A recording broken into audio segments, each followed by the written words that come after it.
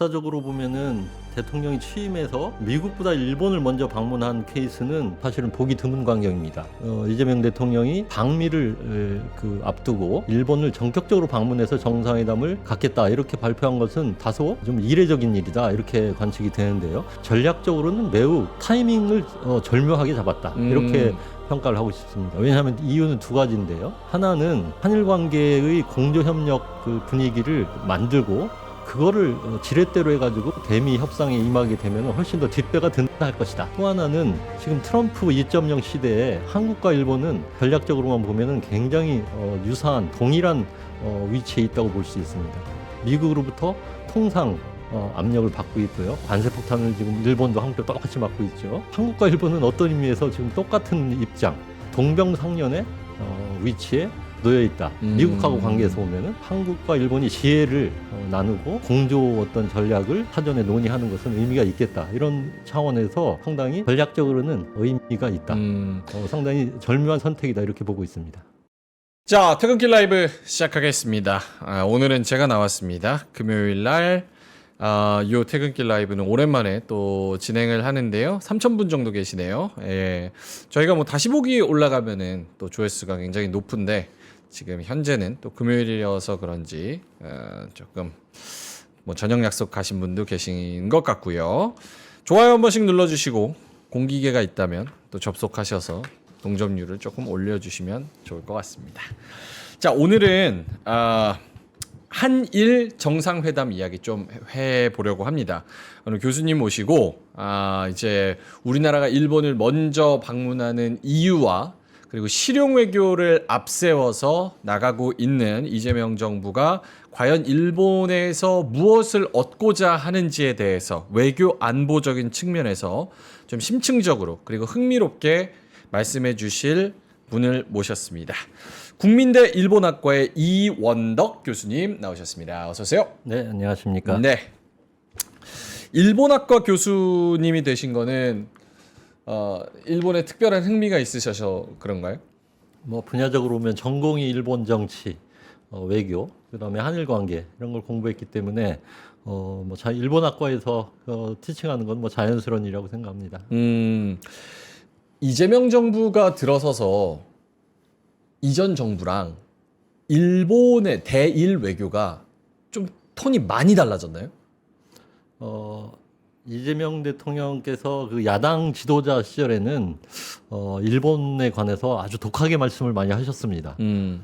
독도 문제는 물론이고 과거사 문제에 대해서도 가령 윤석열 정부가 징용 문제에 대해서 제3자 변제법을 내놓았을 때 제2의 망국과 같은 결정이다. 어떻게 그렇게 일방적으로 일본에게 양보하는 그런 정책을 취할 수 있냐라고 독하게 말씀하셨고, 그 다음에 안보 문제에 관해서도 이제 일본의 전략상 일본이 군사적으로 강해지는 것은 한반도에 대해서 상당히 위협적이다. 그래서 우리가 경계를 해야 된다. 이렇게 말씀하셨고, 또 근래 들어서 왜 그 원자력 사고 나서 일본이 소위 오염 물질을 바다에 방류한 문제에 관해서도 아주 강하게 후쿠시마 오염수 비판했습니다. 그렇기 때문에 이재명 대통령이 이제 집권을 하게 되면은 대일 외교는 윤석열 정부와는 완전히 180도 다른, 말하자면 반일적인 그런 내용으로 나오지 않겠냐, 이런 좀 관측이 있었던 겁니다. 그래서 이번에 이제 그 방일을 하시게 되고,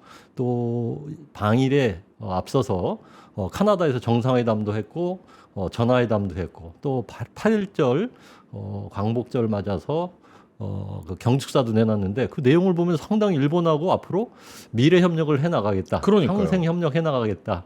물론 과거사 문제에 대해서는 뭐 직시는 하되 꼬치꼬치 하나하나 풀어서 과거에 맺었던 약속을 깨거나 하지는 않겠다, 이런 취지로 말씀하셨기 때문에 상당히 지금 이재명 정부 들어서서 대일 외교가 완전히 역전될 수 있을 거라고 하는 우려가 있었습니다만, 그런 우려는 상당히 지금 불식되고 있고, 오히려 이재명 대통령의 실용 외교가 대일 정책을 통해서 발현되는 것이 아니냐 하는 좀 기대가 이제 커졌습니다.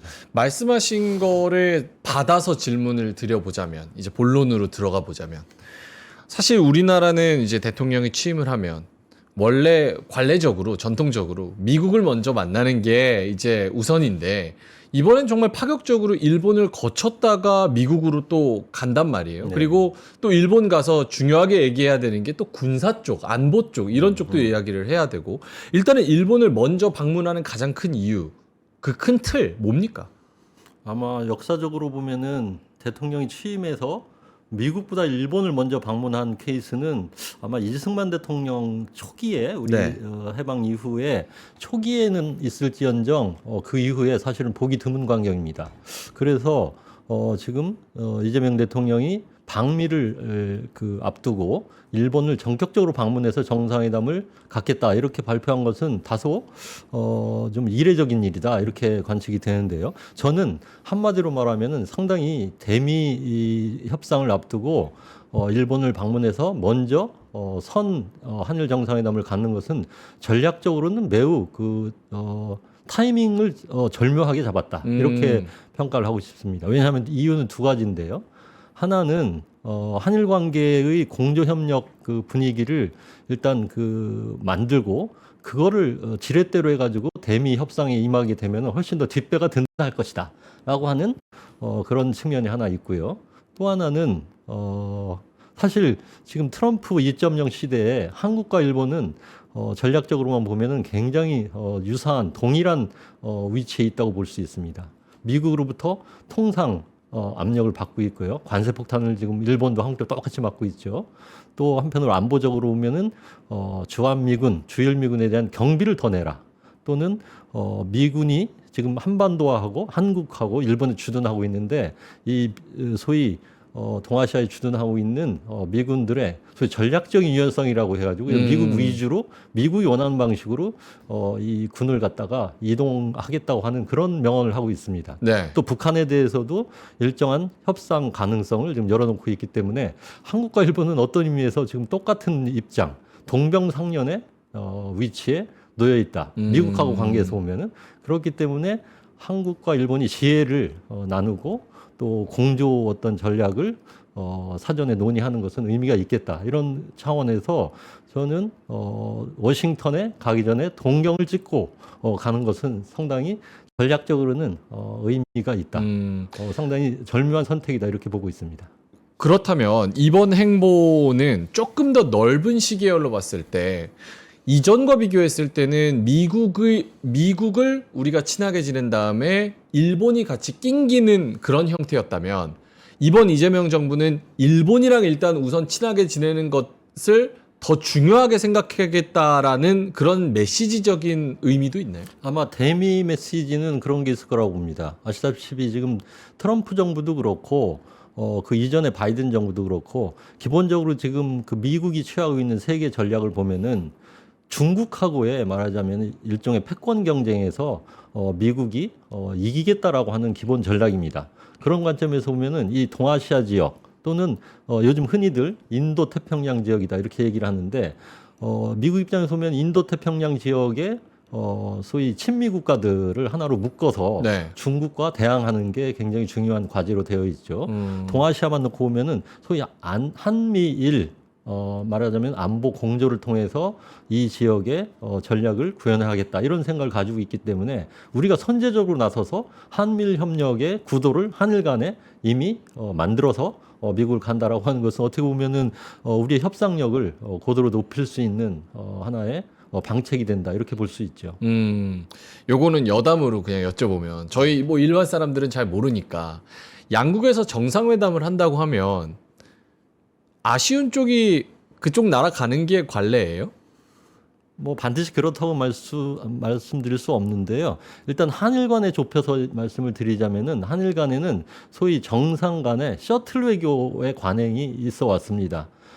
일찍이 2003년도에 노무현 정부하고 그 당시 고이즈미 총리가 정상회담을 하면서 앞으로 한일 관계는 지리적으로도 가깝고 협력해야 될 관계니까 정상 간에 뭐 별다른 이슈가 없더라도 특히 어젠다가 없다 하더라도 1년에 한 번씩 상호 방문하면서 정상 간에 허심탄회한 대화를 해 나가자 이런 관행을 만들었고 그 이후로는 큰일이 없을 때는 한일 간 정상 간에 1년에 한 번씩 번갈아 가면서 그 상대방을 방문해서 여러 가지 의제를 논의하고 하는 그런 관행이 있었습니다. 그런 관점에서 보면은 이번은 어떤 의미에서 한국 정상이 일본에 가야 될 타이밍이 되는 것이죠. 왜냐하면 윤석열 대통령이 2023년에 동경을 방문해서 전격적으로 일본하고의 그동안에 갈등 관계에 있었던 관계를 좀 전환시키는 그런 역할을 했고요. 작년 그 기시다 총리가 한국을 방문해서 총리직을 그만두기 직전에 한국을 방문해서 또 한일 정상회담을 열었습니다. 그래서 사실은 올해는 이제 별일 없었으면은 윤석열 대통령이 일본을 방문해야 될 타임이었던 건데 뭐 아시다시피 작년 말에 소위 계엄 사태가 벌어지고 탄핵이 이루어지는 과정에서 그 정상회담이 좀 지연됐던 바가 있습니다. 그래서 어떤 의미에서 이재명 대통령이 신정부의 수반으로서 일본을 방문해서 정상회담을 갖는 것은 자연스러운 일이고요. 또 올해는 뭐 조금 더 플러스해서 말씀드리자면은 한일 수교 60주년을 맞이하는 해입니다. 예. 매우 뜻깊은 해고 그래서 60주년을 맞이해서 한일 관계를 반석 위에 올려놓기 위해서 이재명 대통령이 좀 일본을 선제적으로 방문했다. 그런 의미 부여가 가능할 거라고 봅니다. 그러면 뭐 지금 저녁 식사하러 또 가시는 분들도 계시니까 한일 정상회담을 했다. 그리고 어떤 성과가 있었다라고 얘기할 때 우리가 그 회담이 잘 됐다, 못 됐다라고 평가를 할 수 있는 기준 어떤 부분에 중점을 두고 봐야 될까요? 기본적으로는 방문해서 어떻게 보면은 이제 첫 대면이지 않습니까? 우리 이재명 대통령이 출발을 해서 실용 외교를 내걸고 있지만 아직 타국의 정상과 대화를 본격적으로 하는 단계가 아니기 때문에 이번에는 사실은 정상 간에 만나서 한일 우호 협력의 분위기를 띄우는 것만 해도 저는 큰 성과라고 봅니다.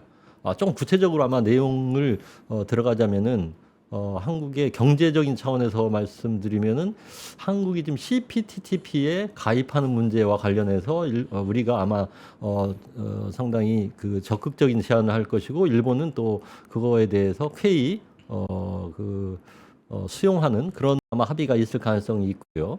그 다음에 또 한일 간의 최근에 인적 교류 왕래가 굉장히 큰 폭으로 늘고 있는데 뭐 비자 면제는 이루어졌습니다만은 그 입국 절차가 좀 복잡해서 다소 입국이 지연되는 문제가 있어서 그런 인적 왕래에 있어서의 입국 절차를 간소화한다든지 뭐 그런 그 한일이 서로 상생하고 협력할 수 있는 방안들에 대해서 좀 포괄적인 논의가 있을 것으로 보입니다. 물론 한미일의 안보 협력에 기반을 좀 더 강화한다 이런 내용도 아마 들어갈 거라고 봅니다.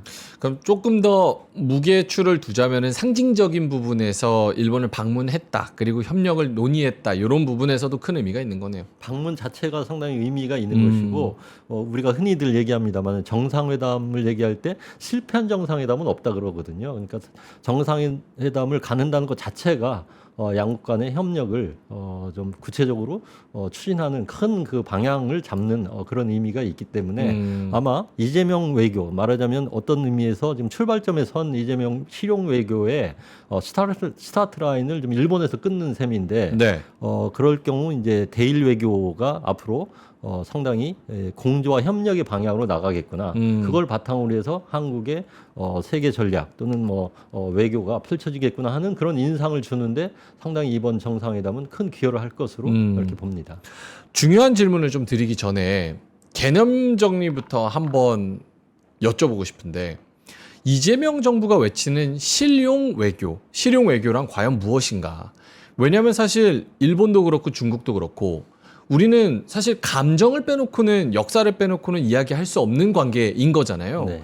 그런데 실용적으로 우리가 국익을 위해서 무언가를 챙기겠다는 건 과연 실용이란 것은 무엇이냐? 이 개념 정리가 좀 궁금하거든요. 상당히 어려운 개념이라고 봅니다. 네. 어떻게 보면은 대내적으로는 우리가 실용 외교를 하겠다고 하면은 상당히 우리 국민들은 좀 감을 잡는 부분이 있을 거예요. 왜냐하면은 어떤 이념을 중심으로 하는 그동안의 외교가 그 윤석열 정부에서 펼쳐졌기 때문에 이제는 대외 정책의 방향을 이념을 기준으로 예컨대 무슨 자본주의 시장 경제냐 또는 사회주의 체제냐 이렇게 체제를 중심으로 해서 가르는 그런 외교가 아니고 그걸 말하자면 이념 외교라고 정의한다면은 이재명 정부는 그런 이념적인 지향에 따라서 하기보다는 실질적으로 한국의 국익에 얼마나 도움이 되느냐.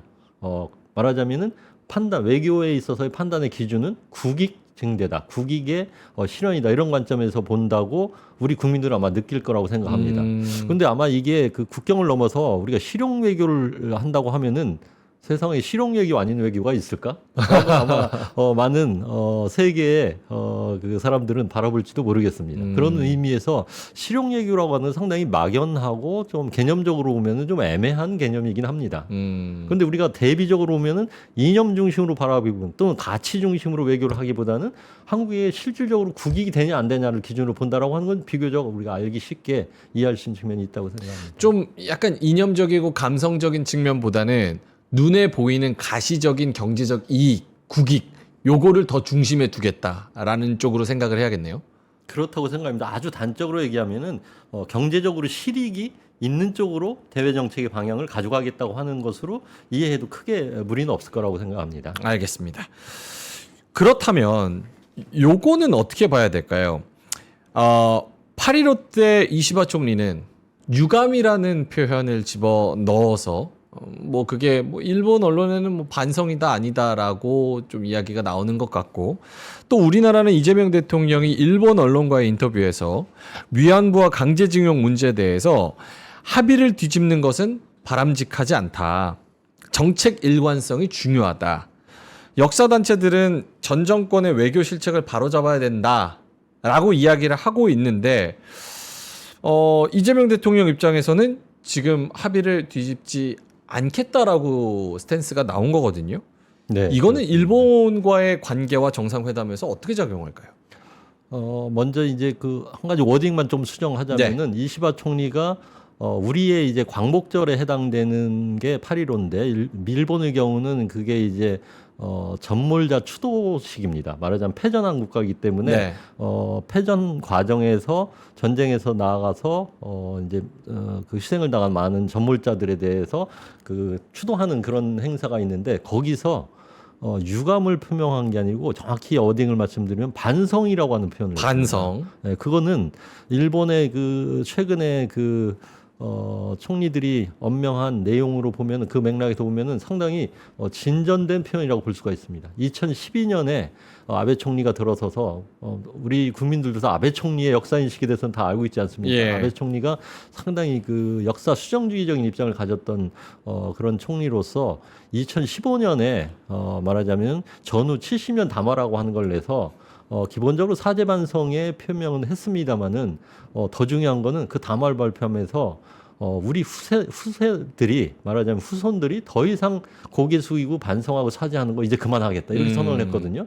그래서 그 이후에 사실 일본 총리들은 역사 문제에 관해서 아베 총리의 하나의 그런 그 담화가 가이드라인이 돼가지고 이제 뭐 역사 문제에 대해서 더 이상 사죄나 반성하는 언급을 하지 않는다 이렇게 방침이 취해져 있었거든요.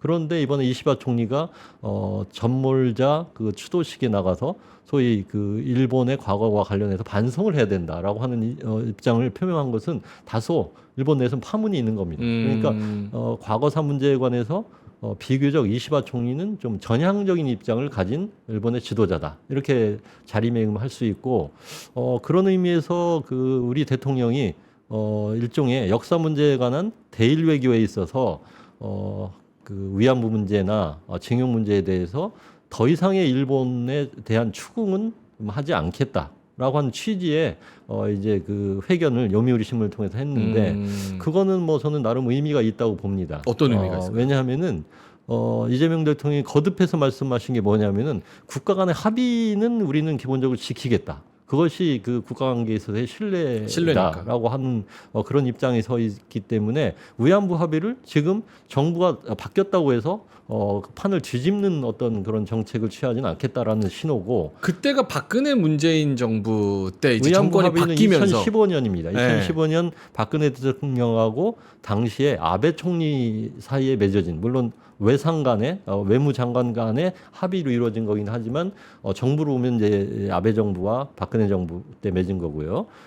또 그 징용 문제에 대해서 이제 소위 삼자 변제로 우리가 국내적으로 이 문제를 처리하겠다라고 선언한 게 2023년 윤석열 정부에 의해서 3월에 그 나온 발표입니다.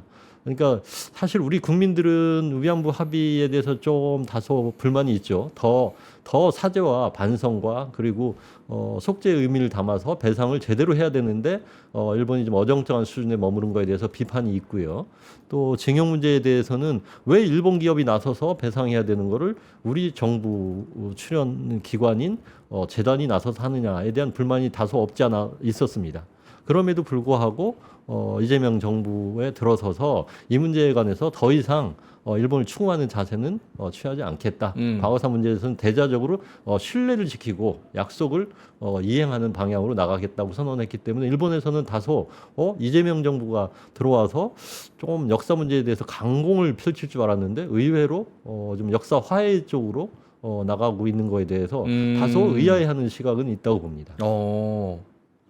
그 의아해하는 시각은 그럴 리가 없는데 라는 느낌이에요. 이전의 행보로 봤을 때. 근데 그렇게 의아할 만큼 이재명 정부가 그렇게 나오는 건 실용외교 다시 한번 이게 등장한다고 봐야 될까요? 개념적으로. 실용외교의 뭐 관철이라는 의미도 있고 지금 국면적으로 보면은 대미 협상을 앞두고 있는 차원에서 한일이 공조하고 협력하는 모습을 바탕으로 해서 대미 협상을 진행해야 되는 그런 측면도 있기 때문에 이 일본하고의 갈등 사안은 가능하면은 좀 억제하는 그런 제스처를 취한 것으로 보입니다.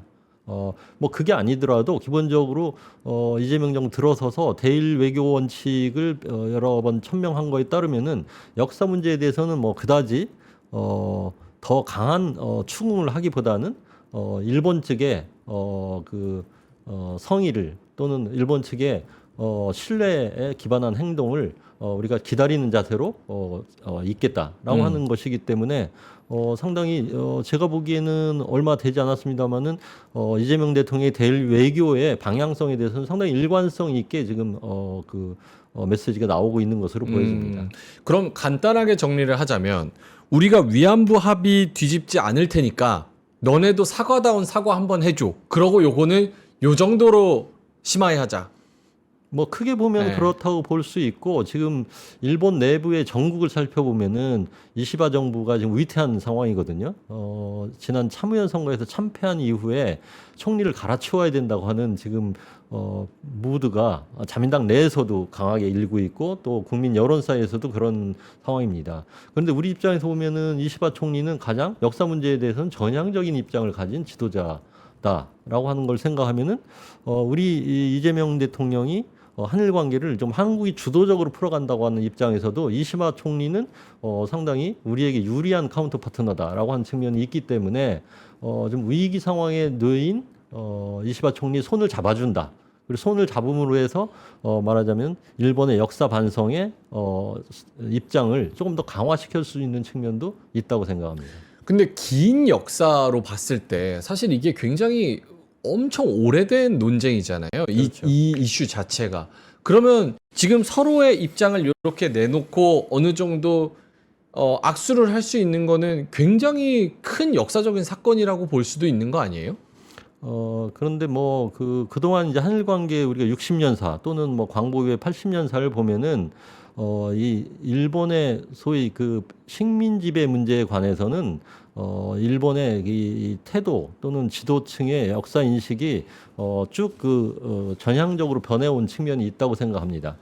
초기에는 말하자면 일본이 패전 직후에는 이 역사 문제에 대해서 식민지 지배 문제에 대해서 반성하기는커녕 전혀 그런 자기를 성찰하는 태도는 없었다고 봅니다. 그러다가 8, 90년대쯤 와가지고 식민지 지배라고 하는 것은 잘못된 것이야. 그래서 한국에게 좀 반성해야 되라고 하는 입장으로 바뀌었고 예. 그 이후에 이제 아베 총리에 와서는 오히려 그런 반성론이 조금 자기를 정당화하는 쪽으로 변화되었다가 지금 다시 아베 총리가 물러간 다음에 유동성을 보이고 있는 그런 좀 역사적인 배경을 가지고 있다고 봅니다. 그래서 어떻게 보면 역사인식의 수위 또는 반성의 그 정도라고 하는 것은 쭉 그 60년사를 통해서 보면은 계속 그 올라갔다 내려갔다 하는 측면이 있다고 봅니다. 알겠습니다. 제가 아까 심하이라고 했다고 조금 비판 여론이 있는데 한일 정상회담이니까 이런 일본어는 조금 써도 되잖아요, 그렇죠? 예. 알겠습니다. 군사 안보 쪽으로 살짝 눈을 돌려보면 사실 이재명 대통령이 대표 시절에는 한미일 군사 훈련을 독도 근처에서 한다고 그걸 크게 비판한 적이 있거든요. 첫 번째로는 왜 독도냐? 두 번째로는 그러면 일본의 군사력 자체를 인정해주는, 일본의 군대 자체를 인정해주는 효과가 있을 수도 있다. 근데 이번에 방문을 했을 때는 어느 정도 외교, 국방, 군사에 대한 협력에 대한 논의도 이루어지지 않겠습니까? 그렇다면 요 톤의 차이는 어떻게 봐야 되는 건지. 아주 정확하게 기억을 하고 계시네요. 워딩까지. 제가 아. 보기에도 아마 다소 일본에서 또는 뭐 미국의 관찰자들도 이재명 대통령 그 집권 후에 안보 문제에 관한 시각이 완전히 변한 것인가? 다소 의아할 수 있다고 봅니다. 네. 근데 좀 우리가 현실주의적인 측면에서 보면은 한미일 안보 협력을 강화한다라고 하는 건 두 가지 측면이 있다고 봅니다. 하나는 실질적으로 우리도 북한의 핵이나 미사일 위협에 노출되어 있다고 하는 측면에서 보면 한국, 일본이 뭐 같은 입장에 취해 있기 때문에 그러한 그 여건을 고려할 때 한일이 적어도 안보적으로 공조하고 협력하는 것은 뭐 당연한 하나의 수순이 있을 수 있고 또 미국도 그것을 지지하고 있는 입장이기 때문에 그쪽으로 우리가 그 한 걸음 나간다고 하는 거에 대해서는 크게 문제가 될 게 없다고 봅니다. 그러나 또 한편을 생각하면 이제 한미일 안보 내지 군사 협력이 더 강화되면은 소위 이 북중러로 이어지는 말하자면 북쪽 그 국가들 간의 군사적인 연대와 또 한미일이라고 하는 또 하나의 한 축의 연대가 정면으로 부딪히는 양상으로 진행될 수도 있기 때문에 우리가 너무 한미일을 하나의 그 군사 동맹과 같은 형태로 협력을 끌어올리는 거에는 그에 따른 좀 리스크도 존재합니다. 그렇기 때문에 좀 양가적인 측면이 있기 때문에 한미일 군사 협력 내지 안보 공조라고 하는 것은 상당히 전략적으로 어느 정도 선에서 이루어져야 되는 것인지에 대해서 상당히 정밀한 계산이 필요한 부분이라고 생각합니다. 그게 이제 국민적인 정서도 같이 이제 이 포함돼야 되는 그 계산이잖아요. 왜냐면 그렇습니다. 이전에 뭐 몇 년 전에도 그렇지만 일본 함대가 무슨 뭐 한국에 들어와서 정박한다 만다 뭐 이런 거 관련해 가지고도 뭐 우길기를 달았네 아니네 요것도 논란이 그냥 들어오면 일단 기사가 도배가 되니까 그런 부분에서 굉장히 예민한 걸 잘 계산을 하고 실용을 또 취하고 이렇게 해야겠네요. 맞습니다. 아시다시피 문재인 정부 때 제주도에 우리 소위 관함식이라고 하는 네. 해군의 페스티벌을 하는데 자위대 함정이 해상 자위대 함정이 들어와서 우길기를 개항한다고 할 때 굉장히 반발이 있었죠. 그렇지 않아도 또 동해상에서의 또 양국의 해군 간의 갈등도 한때 있었죠. 그런 걸 감안한다고 하면은 사실 우리 국민 정서도 어떤 의미에서 좀 반쯤은 일본하고의 현실적으로 안보 협력이 필요하다라고 생각하면서도 그렇다고 자위대가 그럼 한반도까지 들어와서 작전을 한다고? 그건 아니지. 그러니까요. 라고 생각하는 대단히 어떻게 보면은 좀 모순적인 그런 그 정서를 우리 국민들도 가지고 있다고 생각합니다. 그런 거를 잘 그 고려한 그런 상당히 정밀한 어떤 정책 분야가 바로 안보 분야라고 생각합니다. 머리가 많이 아프겠어요 정부에서. 그러나 지금은 요 국면에서는 트럼프를 대면하기 위해서 가는 일종의 도중이기 때문에 저는 한미일 안보 협력의 강도를 조금 높이는 쪽으로 아마 그 궤도 수정을 해서 그걸 가지고 아마 트럼프하고 대면하지 않을까 이런 생각이 듭니다. 알겠습니다. 요거는 뭐 관세 얘기 살짝 하기 전에 그냥 상상을 해보자면 트럼프 입장에서는 요거를 어떻게 볼까요? 지금 한국이 미국보다 일본을 먼저 만나서 관세 얘기도 하고 군사안보 협력 얘기도 하고 요런다고? 요게 미국 입장에서는 어떤 시각으로 바라볼 수가 있을까요? 아마 아까 제가 협상력을 제고하기 위해서 일본을 먼저 방문하는 게 아닌가 이렇게 분석을 했는데요. 아마 미국도 지금 1대1로 이재명 정부를 상대하는 것보다는 한일이 공조 형태를 취하고 있고 또 한일 간의 협력의 어떤 그 밑그림이 그려진 속에서 대미 관계를 조정해 온다고 본다고 하면은 만만치 않을 것이다. 말하자면은 이재명 대통령의 무게감이 트럼프 그 대통령 입장에서 볼 때 훨씬 더 플러스 알파로 된 것으로 아마 그렇게 볼 것으로 생각합니다. 알겠습니다. 관세 얘기를 조금 해보자면 일본이 이번에 미국이랑 관세 협상 뭐 평가가 좀 엇갈리는 것 같아서 총체적으로 잘 했습니까? 뭐 그 무엇을 기준으로 보냐에 따라서 많이 다른데요. 미일 동맹의 그동안의 역사를 감안하면은 뭐 한치의 양보도 미국이 내준 게 없거든요. 어떻게 네. 보면 지금 우리 유럽하고 비교해 보거나 한국하고 비교해 볼 때 상호관세 15%, 자동차 15%였죠. 그리고 대미 투자에 대해서는 아마 5,500불이었던가요? 우리가 3,500불이고 뭐 이런 그 기준을 놓고 볼 때 그동안에 아마 미일 관계였다면은 일본은 그래도 한 수 접어주는 아마 그런 자세를 취했을 거라고 생각했는데 예. 이번에 한치의 양보도 없었죠. 그런 의미에서는 일본이 굉장히 대미 협상에 애를 쓴 것 치고는 뭐 결과는 초라한 것이다. 이런 저는 관측을 하고 있는데 그건 우리의 한미 협상의 평가도 아마 그 비슷한 맥락이라고 보는데요. 그런 의미에서 이번 아마 방미의 성과 중에 하나가 방미했을 때 어젠다로 올라오는 게 말하자면은 그 큰 틀의 그 관세 협상은 마무리를 했지만 매우 그 구체적인 내용은 전혀 지금 윤곽을 잡을 수 없는 거 아닙니까? 투자를 어떤 분야에 어떻게 하고 그 이익은 누가 가져가고 하는 문제에 대해서 한국과 미국이 전혀 다른 얘기를 하고 있고 사실은 미일 협상도 마찬가지인 것 같습니다. 그렇기 때문에 지금 그 문제를 둘러싸고 우리가 이재명 대통령이 이번 그 트럼프 대통령을 만나서 과연 어떤 결과를 도출시킬지 하는 거는 일본 측에서도 상당히 관심 있게 좀 보고 있는 것 같습니다. 궁금한 게 사실 일본은 트럼프 취임하자마자 소위 말해서 시쳇말로 딸랑이 들고 가서 열심히 노력을 했는데 왜 하나도 안 봐줬을까요? 그게 바로 아마 저 트럼프 정부의 바뀐 부분이라고 생각합니다. 바뀐 부분. 네. 아시다시피 그 사실은 일본은 트럼프 1기 때는 소위 아베 총리가 대 트럼프 외교를 엄청 잘했다. 그래서 트럼프 아베 특수관계로 해서 일본이 상당히 미국에게 유리한 고지에 서서 여러 가지 협상을 했다 이런 그 평가가 있습니다. 그래서 지금 이시바 총리도 사실은 이제 그 아베의 레거시 말하면 대미 정책에서의 레거시를 계승해가지고 우리도 나도 한번 잘해보겠다고 해서 먼저 달려가서 그 정상회담도 열었고 또 그 이 통상 문제에 관해서는 아카자와 장관이라고 아주 특임 장관을 일찍 임명해가지고 7번, 8번 그 미국을 들락거리면서 엄청난 교섭을 열심히 했습니다.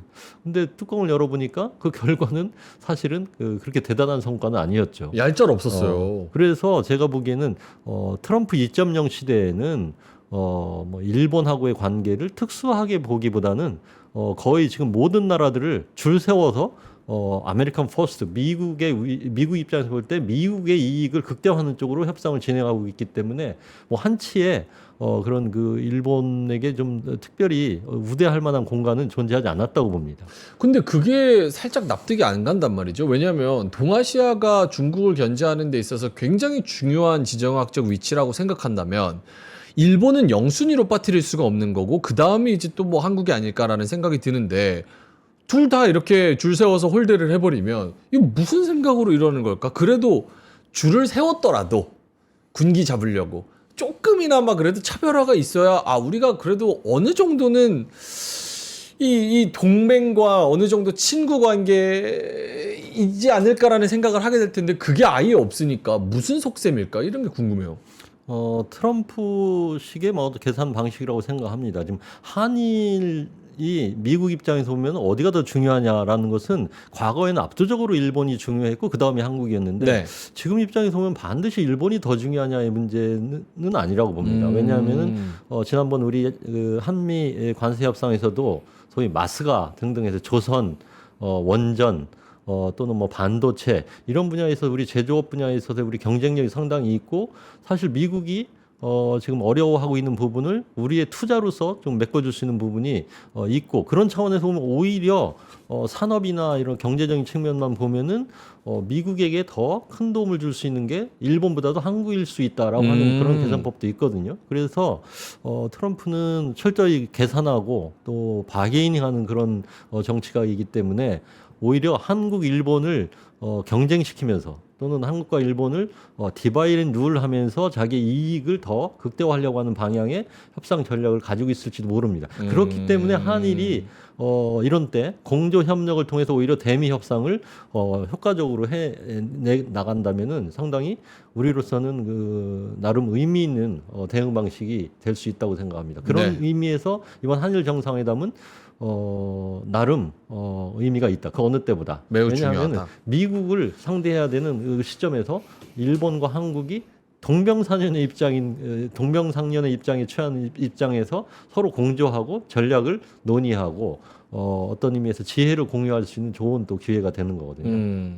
너무 앞서 나가는 굉장히 예민한 질문이지만 그렇다고 해서 군사적인 뭐 텐션이 동아시아 쪽에서 높아진다고 해서 일본이 재무장하는 거에 대한 우리나라의 입장을 정해야 되는 시기가 온다면 그러면 그때도 굉장히 시끄러워지지 않겠어요? 근데 이제 일본 재무장이라고 하는 거는 이제 어떤 각도에서 봐야 되느냐 하는 문제가 있는데요. 저는 이미 군사력인 차원에서 보면요, 한국의 군사력이 일본에 비해서 뒤지지 않습니다. 매우 그 재밌는 상황이라고 보는데요.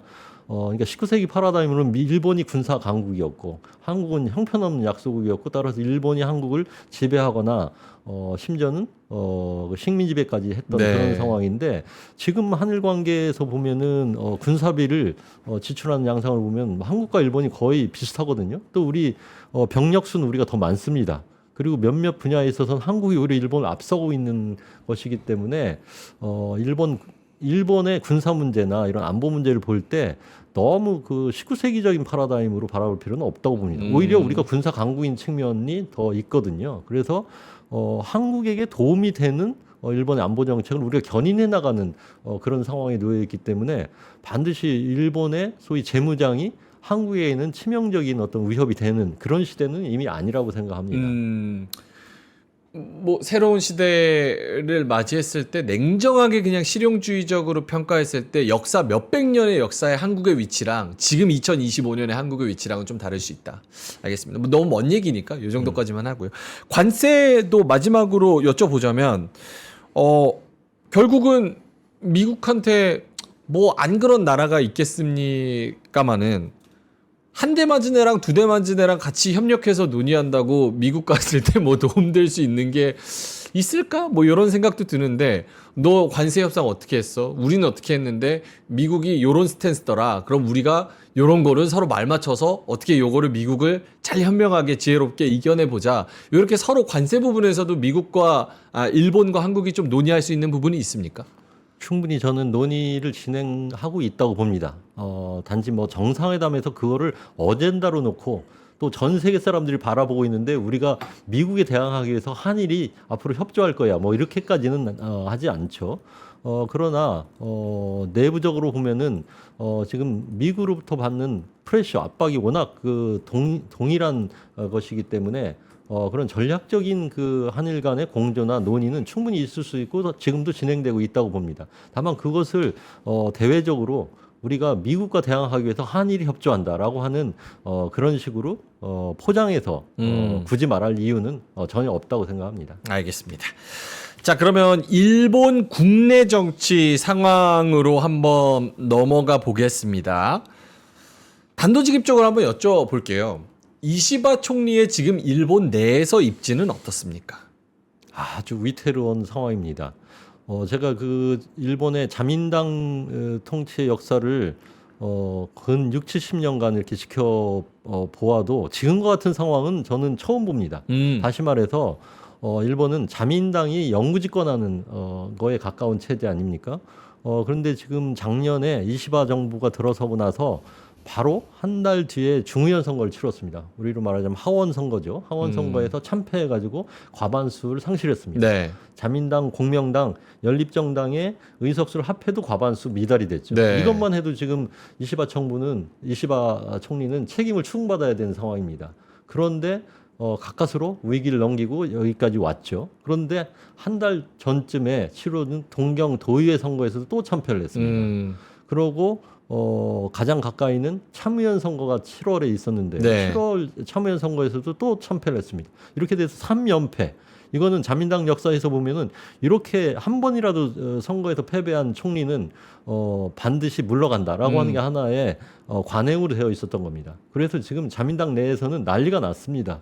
이시바 총리를 끌어야 한다. 더 이상 선거에 이렇게까지 지는데 이시바 총리가 계속 나는 하겠다라고 하고 있거든요. 이런 상황이기 때문에 자민당 내부에서는 그 이시바 총리를 끌어내리려고 하고 있고 또 야당은 야당대로 이시바 총리를 끌어내려고 하는 거에 대해서 견제하듯이 또 이시바 총리를 어떤 면에서는 좀 지지하는 움직임도 있습니다. 네. 그런 속에서 이시바 총리의 운명이 언제 끝날지도 모르는 상황에 있고 더욱이 8월 말쯤 되면 참의원 선거에 대한 이제 리뷰를 하기로 돼 있거든요. 참의원 선거에 패인이 어디에 있었는가를 따지는 그런 리뷰가 진행되고 또 지난번 그 자민당 내부에 참의원, 중의원, 의원들이 모여서 이시바 총리의 진퇴를 결정하는 투표를 하자라고 해서 지금 투표를 선거관리위원회에 의뢰해 놓은 상태입니다. 그래서 만약 거기에서 과반수 이상의 자민당 의원과 자민당 당원들이 그 지지를 한다면은 이시바 총리를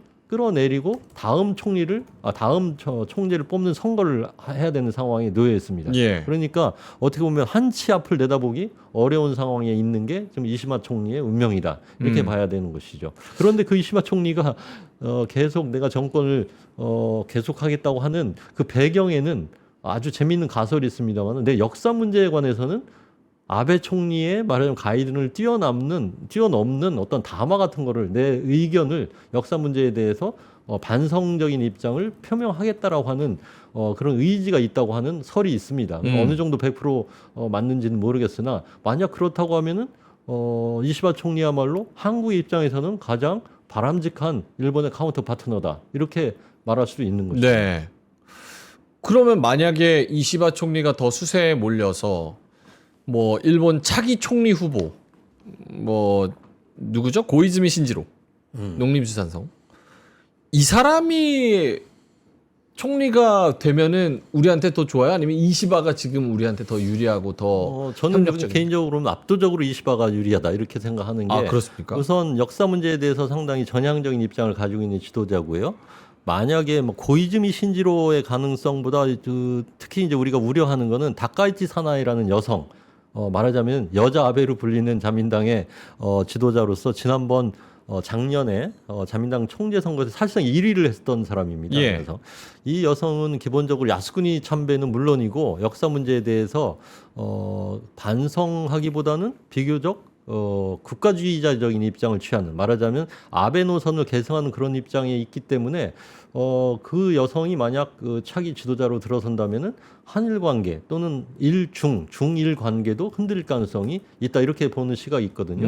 그런 입장에서 보면은 우리로서는 이시바 총리가 재임 중에 정상회담도 하고 또 어떤 한일 간의 합의도 만들어내는 것이 오히려 시기적으로 유리하다 이런 그 계산이 가능하다고 보고, 아마 이번 이재명 대통령의 이번 대일 방문이라고 하는 거, 정상회담이라고 하는 것, 그런 요소도 고려된 것이 아닌가 싶습니다. 하나는 아까 대미 협상력을 제고하는 측면에서 의미가 있다고 말씀드렸는데, 일본 국내 정치 한정에서 보면은 이시바 총리가 상당히 위기 상황에 빠져 있는 속에서 이시바 총리의 손을 잡아준다고 하는 것은 뭐 그게 전적으로는 아니지만 다소 이시바 총리가 집권을 지속할 수 있는 하나의 그 지지 기반이 될 수 있는 측면도 있기 때문에 타이밍적으로 나쁘지 않다 이렇게 보는 것이죠. 알겠습니다. 뭐 선거 3연패, 이시바의 3연패에 대해서 말씀을 해주셨는데 그 3연속 패 속에서 치고 올라오는 게 지금 참정당 아니겠습니까? 예. 일단 첫 번째로 예민하기도 하고 뭐 개념적으로도 좀 다를 수 있어서 참정당이 극우에 속하는 정치 그룹이라고 분류해도 됩니까?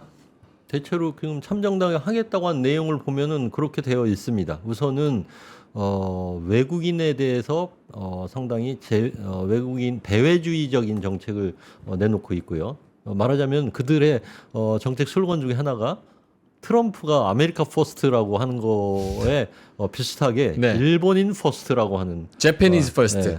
말하자면 그런 정책을 내걸고 있기 때문에 일본 내에 있는 그 재외 동포라든지 또는 외국인들은 상당히 참정당의 등장에 대해서 경계감을 가지고 있고 또 그런 참정당 중심의 외교가 펼쳐진다고 하면은 주변국에게도 결코 좋은 건 아니다라고 하는 그런 생각을 가지고 있고 또 뭐 세제나 물가 정책 면에 있어서는 상당히 그 서민들을 배려하는 그런 재정 정책이나 세제 정책을 취하겠다 이런 그 구호를 내걸고 있거든요. 네. 그런 의미에서 보면은 특히 대외 정책적인 측면에서 보면은 가히 극우적인 성향을 가지고 있다 이렇게 볼 수 있고 아베보다 더 나간 어떤 국가주의적인 성격을 지닌 정치 세력이다 이렇게 봐야 될 것 같습니다. 물론 지금 일본 내 전국 전체로 볼 때 참정당의 위상이 상대적으로 좀 이번 선거를 통해서 좀 부각됐다고는 하지만 네. 그렇다고 해서 일본 전국을 좌지우지할 수 있는 정도의 뭐 그런 정도는 아직은 아니라고 봅니다. 캐스팅 보트로서의 역할로는 올라간 거죠. 그렇습니다. 지금 자민당이 상대적으로 소수, 그러니까 절대 다수를 가지고 있지 못하기 때문에 어떤 정당하고 연립을 짤 것이냐에 따라서는 참정당도 경우에 따라서는 카운터 파트너가 될 수 있는 측면이 있죠. 그러나 지금 현실적으로 보면 오히려 이시바 총리는 제1야당인 그 입헌민주당하고의 대연립을 염두에 두고 있는 것 같고 그 다음에 두 번째 아마 시나리오로 생각할 수 있는 거는 자민당과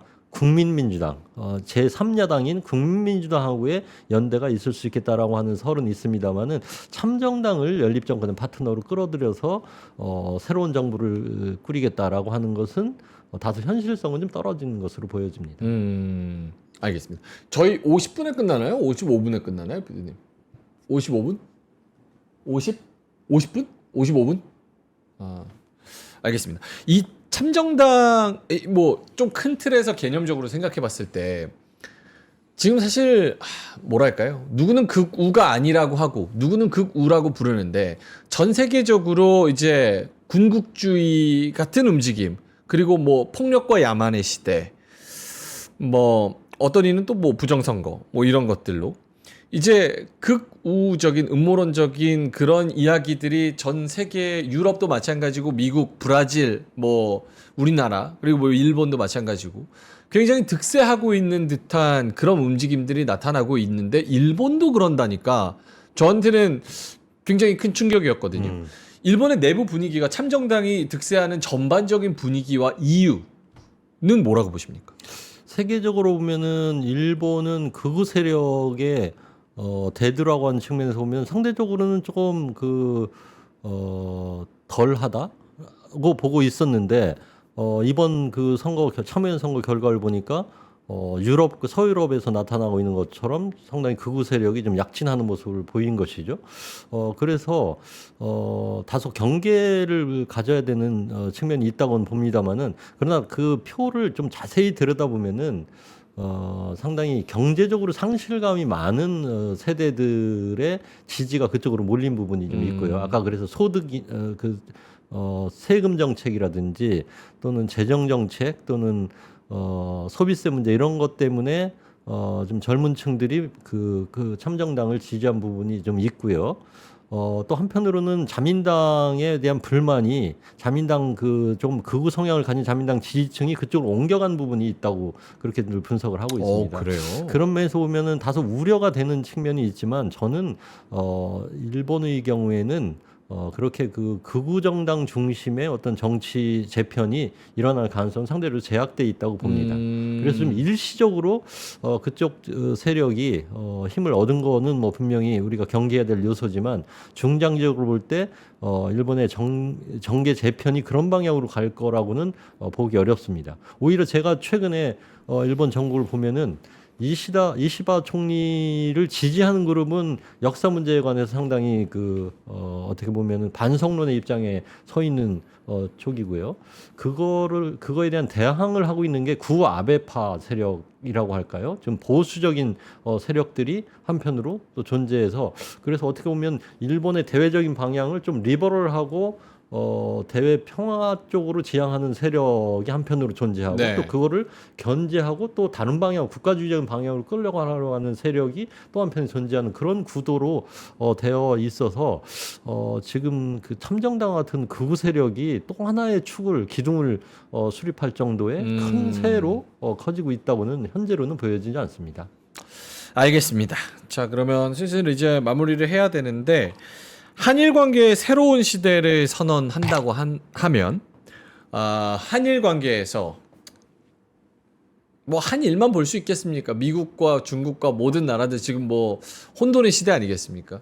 5년 후, 10년 후에 어떤 모습을 우리가 목표로 해야 합니까? 한일 관계의 비전은 제가 여러 장에서 설명을 하고 있는데 저는 이렇게 비유를 합니다. 한일 관계 미래를 아마 찾는다고 하면은 저는 냉전 체제 하에 있어서의 미소 냉전 하에 있었던 서유럽의 경우를 염두에 두고 바라보면 상당히 우리의 길이 명확하다라고 하는 건데 아주 단적으로 말씀드리면은 냉전 체제 하에서 말하는 20세기 후반에 서유럽의 국제적인 상황을 놓고 보면 미국과 소련이 네. 이념적인 대결을 펼치고 또 군사 안보적으로 대결 국면을 펼쳤던 상황이죠. 그 속에 서유럽이 존재하고 있었습니다. 거기에 가장 중심적인 국가는 독일과 프랑스였죠. 우리가 독불 관계를 잘 생각해 보면은 17세기 이후에 독불 간의 전쟁이 엄청나게 많았죠. 갈등의 역사입니다. 네.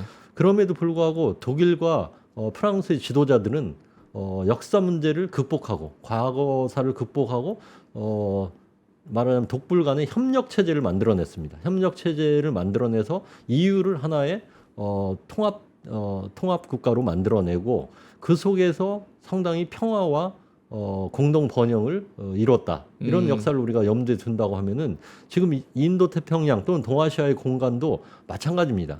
미중이 지금 패권 경쟁을 벌이는 속에 그 사이에 끼어 있는 국가가 한국과 일본이고 상당히 규모로 보더라도 독불 관계를 방불케 하는 상당히 큰 규모를 가지고 있고 그 지향점도 이 지역의 안전 보장과 평화를 지향한다는 점 그리고 공동 번영을 이끌어 나간다고 하는 면에서는 마치 냉전 체제 하에서의 독일과 프랑스가 걸었던 길을 지금 21세기 말하는 미중 패권 경쟁 속에 끼어 있는 한일이 하나의 롤 모델로 삼아서 협력 체제를 구축하고 이 지역의 평화와 안정 그리고 공동 번영을 견인해 나가는 방향으로 가는 것이 한일 관계, 양자 관계의 비전은 아닐까 이런 생각을 하고 그런 큰 그림 속에서 한일 관계를 바라본다고 하면은 상당히 역사 문제를 극복하고 한일이 전면적인 협력을 통해서 이 지역의 평화와 번영을 견인해 나갈 수 있다 이렇게 저는 보고 있습니다. 네, 알겠습니다. 마지막 질문 뭐 그냥 캐주얼하게 하나 있는데 요거는 편집할 때 빼주세요, 피디님. 미국이 보니까 이제 친구로서 별로 생각 안 하는 것 같은데 이번에는 레드 팀으로 붙어서 한중일 이렇게 편먹고 그냥 아예 이 전 세계 짱 먹으면 안 됩니까? 사실은 플랜 B로 우리가 좀 가슴에 새겨두고 지금부터 좀 고민을 해야 될 주제라고 생각합니다. 진짜요? 그동안은 미국을 중심으로 하는 세계 질서, 그 미국하고의 공조 협력을 통해서 우리의 대외 정책 방향이 정해졌는데 트럼프 2기를 가만히 놓고 보니까 미국이 전 세계를 동맹도 말하자면은 필요 없는 시대가 된 거 아닙니까? 동맹에도 말하자면은 돈을 요구하고 또 여러 가지 프레셔를 가하는 그런 시대이기 때문에 그러한 미국과 어떤 방식으로 우리가 조우를 해야 되는지에 대해서도 조금 과거의 말하자면은 전통적인 그 관성을 가지고 대할 수 있는 건 아니라고 봅니다. 그런 의미에서 플랜 B는 있는가라고 하는 생각을 해보면은 역시 아까 제가 말씀드렸던 것처럼 미중 양 그 대결 말하는 패권적인 대결 관계 속에 그 사이에 끼어 있는 나라끼리 협력을 강화해서 또 하나의 축을 만드는 것도 하나 좋은 방법이고 또 하나는 한중일 협력을 통해서 한미일 협력과 동시에 그 양립시켜 가지고 굴려가는 것도 하나의 방법이 될 수 있다고 생각합니다. 알겠습니다. 가능성은 굉장히 낮지만 일단은 뭐 플랜 B, 플랜 C까지 있어야 된다. 이거는 굉장히 중요한 포인트인 것 네, 같습니다. 그렇습니다. 알겠습니다. 오늘 1시간이 뭐 10분처럼 느껴질 만큼 우리 교수님께서 너무 세세하게 그리고 심층적으로 그리고 재밌게 너무 말씀을 잘 해 주셨습니다. 기대감을 가지고 한일 정상회담을 좀 지켜보면서 교수님과는 여기서 인사를 드리도록 하겠습니다. 오늘 금요일 저녁까지 너무 고생 많으셨고요. 국민대 일본학과 이원덕 교수님이었습니다. 고맙습니다. 네, 감사합니다.